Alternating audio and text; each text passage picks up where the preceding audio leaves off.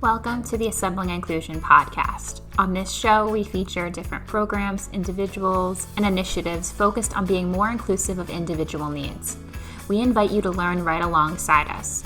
If you want some additional resources or access to our courses, please visit our website or follow us on social media. But for right now, let's get right to the episode.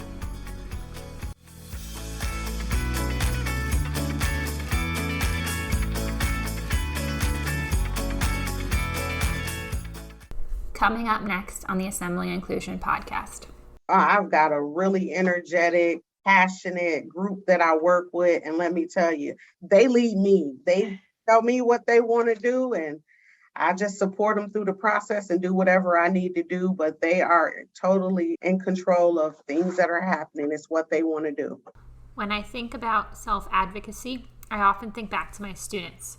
I loved each and every time they spoke up and told the teacher exactly what they felt they needed to be successful.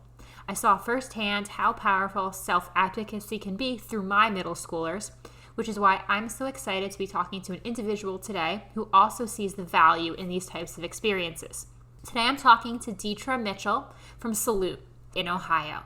We talk about the different aspects of Salute's programming, including how individuals with disabilities have used self-advocacy to work with businesses and gain employment, change legislation and policy, and make a difference in their communities. So let's dive right into our conversation.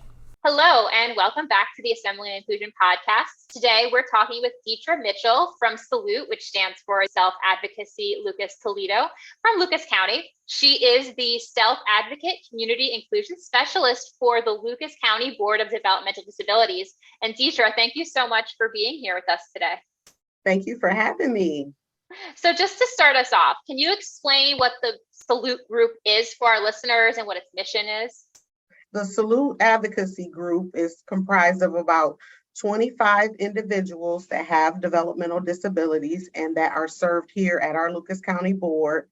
The actual goals of the group are to promote self-advocacy and create leadership roles in the community for people with disabilities, and also as well as connect with different businesses for the purposes of employment.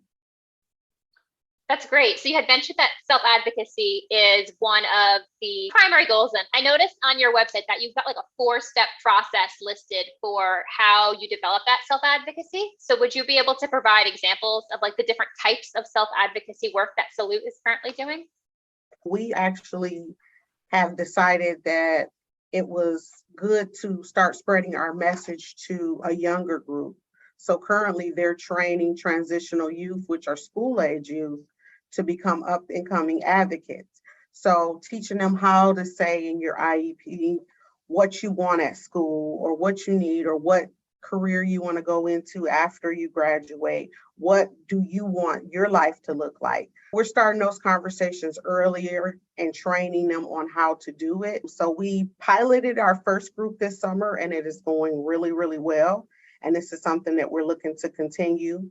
And we have 4 main fundamental steps that we base our training on. And that's knowing yourself. You know, what is it that I like? What is it that I want to do? How do I feel about this? Not just being driven by what everybody else wants for you, but what you want for you. Communicating, you know, it's okay to be an advocate for yourself. It's okay to speak up and say, no, I don't like this, or I'm not comfortable with this. Let's try something else. Understanding that they have rights. And along with those rights, there's also responsibilities. So knowing that, yeah, I have rights, but other people have rights, and my rights come with responsibilities that I have to uphold as a citizen as well. And then we use the problem-solving strategy called the spiral model, which was developed out of Ohio Self-Determination, which is OSDA. And it's a 5-step process that you can pretty much apply to any problem to work through it. And it just gives them that mindset of, okay, how do I problem solve? First step, knowing what the problem is. Does it affect anybody else besides you? Get all the information. We got to have all the facts. Think of ways and solutions and pick the one that you feel will work best for you. And 5 is like Nike, just do it. Make the decision and just do it. So We approach things from that mindset, and it seems to be very, very helpful in making decisions and helping them to understand the decision-making process. I love the concrete steps. When you were talking about the program going into the younger age group to get them earlier, that like really resonated with me as a former special education teacher. I was middle school, so like I was trying to get them to that point by the time they got to high school. Like, this is in your IEP. If they're telling you you can't have it, you need to tell them like, no, it's in my IEP. I am getting that service. I connected with that a lot because that's something that I think is so powerful. And then they can go out into the world and start to have those self-advocacy skills already kind of built in. But just having those conversations, that's really great that you're starting to get into the schools as well to kind of get that started a little bit earlier. Yes, and then when they reach adult age, it's not a new process to them. So they're used to advocating and making decisions for themselves. They already have that foundation. Absolutely. And what young people don't want to make decisions for their own life.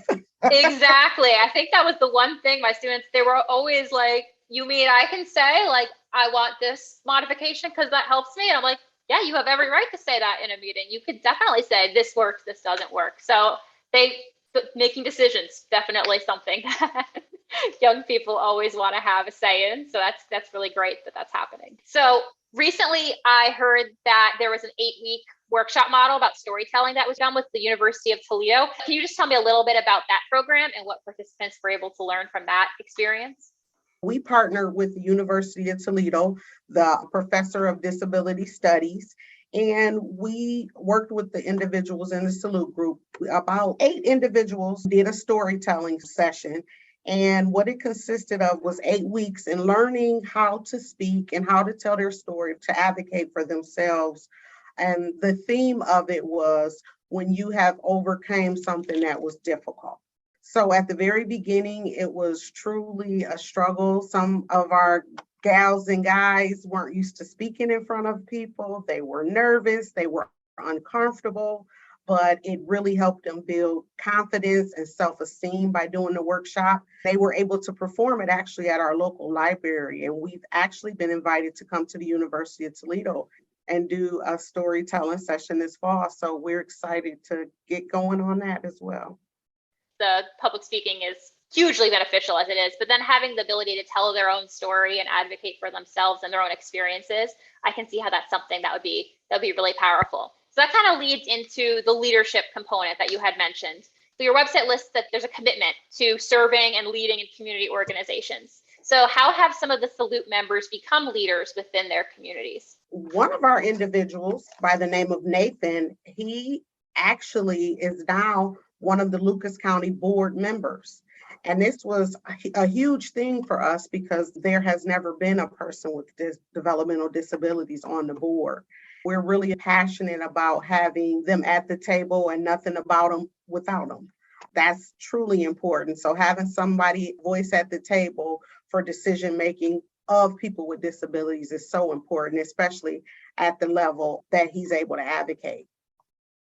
Oh, that's really wonderful that he was able to assume a position on that board. That's fantastic to hear. It's really a testament to how well the program, I guess, is preparing them to assume those leadership roles as well. Another component that you had mentioned was working with businesses for the purposes of employment. And also I thought on your website, there's something about like educating as well, like educating businesses. What are some examples of that? So we actually do training. So we do trainings for businesses. We actually do trainings for newly oncoming advocates to teach them about their skills and attributes that they offer in the community and what employment looks like and how to be a self-advocate in the employment. And we go out and speak to businesses and tell them how awesome it would be for them to have an individual with a disability working for their company, because they can truly be an asset and a value to their organization and they want to work. We also advocate too at the legislative level. We write letters to our local congressmen. We go to the State House in Columbus every year and advocate on issues for Disability Awareness Month. We actually do panel discussions at our Ohio Self-Determination Advocacy yearly conferences. So we are heavily involved in getting our message out there. I love the fact that not only like you had said, for self-advocacy for employment-related things. But then on top of it, the legislative piece is huge. And that's something that I can see how that would be really beneficial to continuously have those opportunities to go there and speak and kind of promote your message, like you had said. I was looking through like the Lucas County Board of Developmental Disabilities social media accounts, and I saw that Flute typically has like monthly meetings, and I'm assuming that's where kind of everybody comes together. What types of discussions typically occur at those meetings? Are you preparing for like some of your initiatives that you're doing, or is it just like general getting together and discussing different issues? What do those meetings typically look like? Well, it's actually ran by our salute officers. We have a president, a vice president, a sergeant at arms, a secretary, and they set the tone for the meeting. We talk about issues that are affecting our members, as well as invite community leaders into our groups to speak on topics that they're passionate about. So we've had representatives from Congress, we've had our mayor coming up, we've had our assistance dogs come in, people to speak about the benefits of what they can offer and more independence. We've just had a variety of different opportunities to have people come in. The commissioner of businesses have come in and speak with us about different opportunities and jobs and what it looks like now during the pandemic and after the pandemic. So just whatever they're passionate about, we attack it head on and get those right people at the table to have those conversations. That seems like a great way to kick off that kind of partnership and collaboration, to bring those people into those meetings to kind of sit down and talk with the board and the members and things like that. I also noticed, and you had mentioned this before, that you participate in the Developmental Disability Awareness and Advocacy Day. Yeah. And I saw there was an event, I think it was this past year, and I apologize if it wasn't this year. I was looking through all of the social media just to kind of see all the incredible work that was being done. But there was a local event with law enforcement, correct? Oh, yes, absolutely. We have a great collaboration with law enforcement. We actually meet quarterly with them on Zoom via Cops and Conversations. And that's just to discuss any issues that we're having about feeling uncomfortable regarding safety in our communities, what's going on with crime. But we've been able to develop a video with local law enforcement that shows safe interactions with law enforcement when it comes to people with developmental disabilities. And we actually did a Be Safe training where some of our salute officers got certified and training others in how to be safe in police interactions, meaning, listen to them. If you have a disability, we're able to produce disability cards explaining to the officers, hey, I have a disability. So if I don't look at you or if I feel uncomfortable, it's not because I'm doing anything wrong. It's just that this is how my disability affects me. And I think that this was very beneficial for the officers. They came in and did a whole day with us and took that training. And most of them, pretty much all of them, it was voluntary that they did that. And it was just an awesome time, and it gave them a better understanding of people with developmental disabilities and some of the struggles that they have. I could definitely see how that would be something that would be beneficial for everybody involved, really, because I think that's something that I often think about. And I know that's a very common issue, is individuals with disabilities interacting with law enforcement. So the fact that they were able to get that training to see, like, this is what it would look like, this is how you can interact with someone, and on top of it, the individual can advocate and say, this is something that I need to feel safe. I think that seems to be a really great partnership. I wish more communities would do that kind of bridge building between the two parties. I agree. And it's just training that we all can use because it's just so practical. And like I said, it really empowered our individuals to feel more comfortable around the officers, and they explained their equipment and what everything's for. It was just a really hands-on experience to see them as individuals outside of just doing their jobs, but to have that one-on-one conversation with them, talk with them. It was pretty awesome. I would love for us to be able to do another one of those again, which we plan to, because we have certified trainers now. That's perfect. Now they can lead the training and facilitate that conversation. So just to kind of back up, the program started back in 2017, correct? Yes, actually it did. It came into place in 2017, where a group of our individuals went through Project STIR, which is through Ohio Self-Determination Advocacy, and got trained and certified in being a advocacy instructor. And we continue to follow OSDA through their monthly meetings and events that they have as well, just to stay on top of what's going on and just to keep us fresh. And in 2017, I wasn't a part of the group. So I actually came on in March of last year. So this March makes 1 year. However, I'm not unfamiliar to the group because I have been around them and worked indirectly with them. Now, the person that previously held the position is no longer with us. So I took over for her, and I am just loving it and loving to see all the amazing things that they're doing and how much growth that has happened. Speaking of the growth, I know you officially came into your role a year ago, but how have you seen the program grow and evolve since it started back in 2017? Oh, hugely, because during COVID, that kind of closed us in for a little bit. But I mean, when we got back in person, we hit the ground running.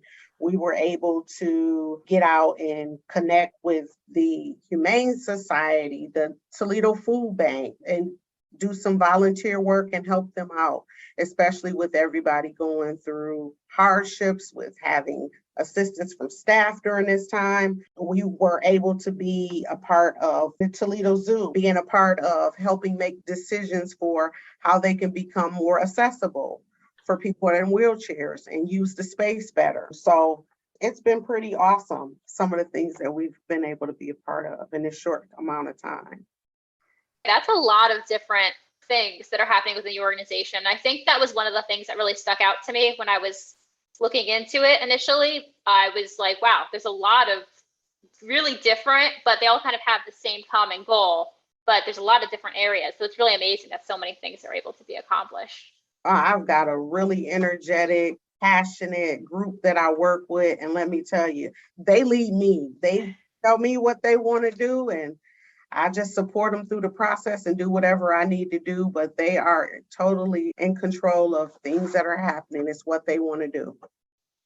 It really comes full circle with the whole mission of self-advocacy, to be able to say, like, this is what I want to do, and this is how I want to go about achieving that goal. So my last question is really and this is probably a difficult question to answer because there's so many different components of Salute, but what do you think has been the biggest success so far of the organization? One huge success is having an individual with a disability on our board. And another one is having a proclamation from the city of Toledo recognizing our city as a disability first. So we have a proclamation, and we're pretty excited about that. They were able to get that done as well as a whole agency, but Salute played a huge role in advocating for that. So just making sure that they get out there and have their voices heard, not only just in those meetings, but even at the state, federal, local level of, hey, we got to have these people in place listening to us because, we don't like what's going on, or we like this and we want to keep that.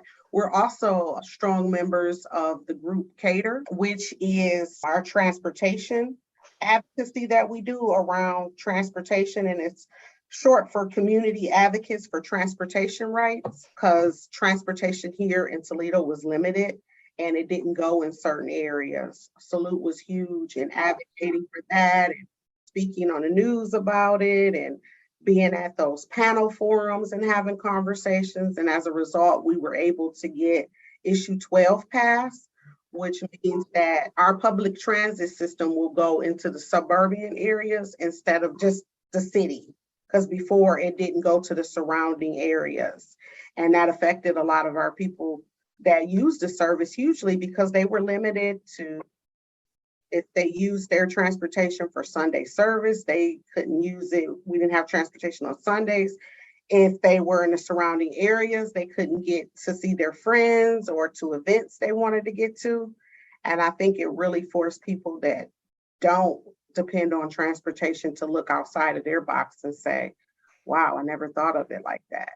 Those are amazing accomplishments. I didn't know about the proclamation and I didn't know about the transportation. That's really incredible that the individuals in the organization were really able to open people's eyes to what they needed and help with that issue. The proclamation you said is disability first. So that means that Toledo focuses on ensuring that people with disabilities are represented in their decisions. Is that what the proclamation entails? Yes, it is. And it has access. So it's more like the physical structures. There's been a lot of sidewalks put in our areas where we didn't have them, crosswalks, and just making sure that people with disabilities are considered when decisions are made about structural planning and, just environmental and physical all the way around. And it's nice that they're able to have some say-so because it's their community as well. Exactly. That is very true. Well, I want to thank you, Deetra, for telling us all about Salute and all about the incredible work that is being done with the organization. I'm going to make sure to link the website in the show notes so that people can kind of take a look, and the social media channels as well, so everybody can keep updated on all the amazing things that are happening. But thank you so much for telling us all about everything that's been going on and all the wonderful self-advocacy and leadership and legislation work that's being done by the organization. Thank you so much.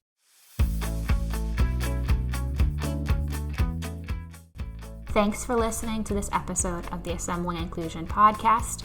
I hope the information in this episode taught you something new, gave you a new idea, or showcased a new perspective. If you liked the episode, feel free to leave us a review or comment. If you have a recommendation for an individual or an organization who would make a great guest, you can message us on Twitter or Instagram, or send us an email at assemblinginclusion@gmail.com. See you next time.